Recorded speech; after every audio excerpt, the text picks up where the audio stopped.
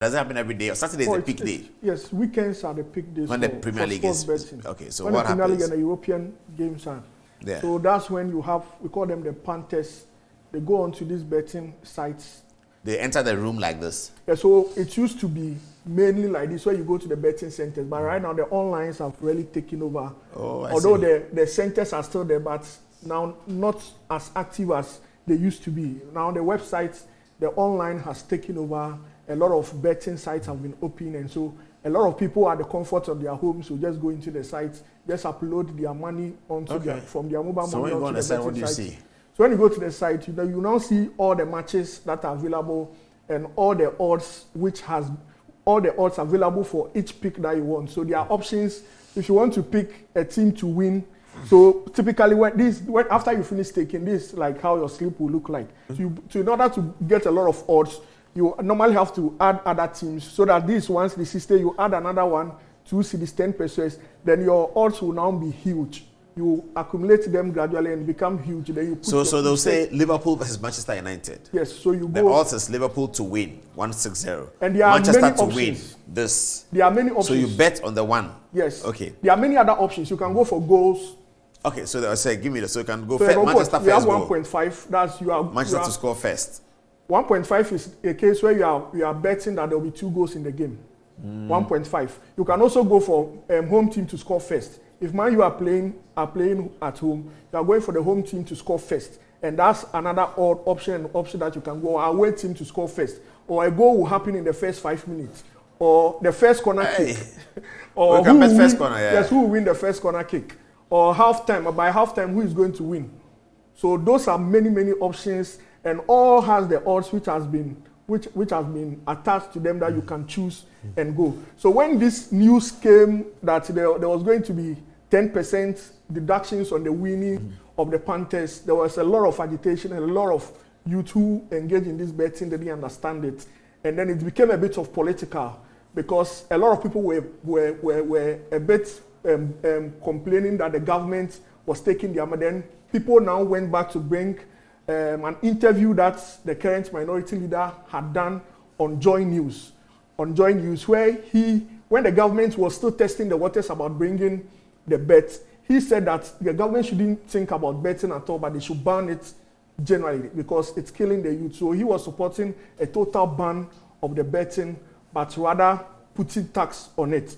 And then recently, too, when it came up again, the current majority leader, HMN Sabonsu, had an interview in Kumasi where he also expressed his opinion, where he said personally, from his side, his religious standpoint, he does not agree with betting. He does not want that thing to happen.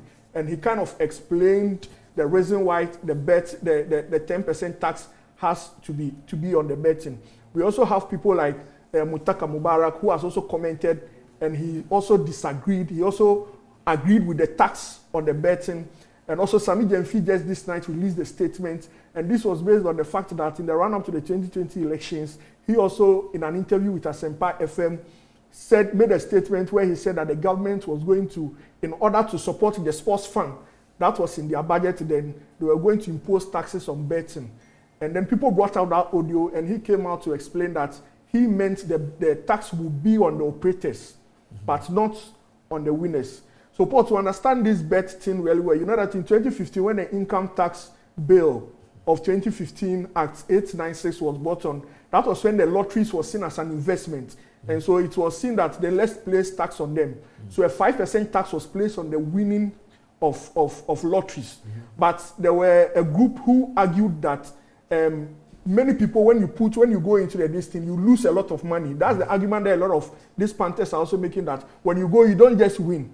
You lose, you make a lot of losses before probably you win once in a while. So it's unfair that you don't consider our losses, but whenever we are winning, that's when you deduct 5% from. So at that time, that bill was withdrawn. Or first, there was an adjustment which was done that then the first there was a threshold which was gotten that when you win, the deductions will only be made when you win more than 2,000, about 2,500 and something Ghana cedis. That's when the 5% will take effect. But then later, the betting people made also arguments that the tax should be withdrawn in order for the industry to grow. Yeah. So in 2017, when this government first came into power, when Akufo-Addo first won in 2017, the tax was withdrawn. And so now that they realized that the industry has grown much, then they decided to bring it now with 10%.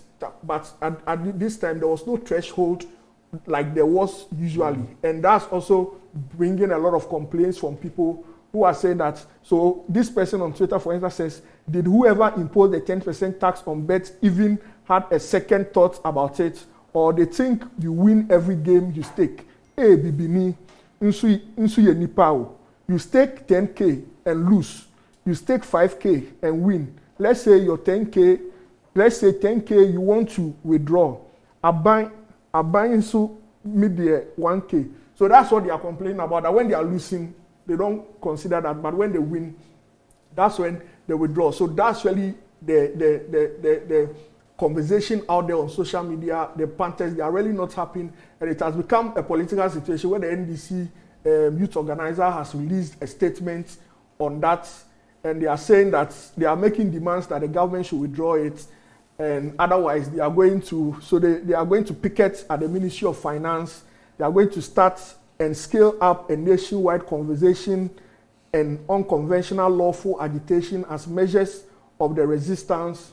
And also they are going to instigate the young people to confront officials of the government and demand an end to the corruption and insensitivity of the Akufo-Addo Bawumia Field Brigade and occupy parliament and other government agencies.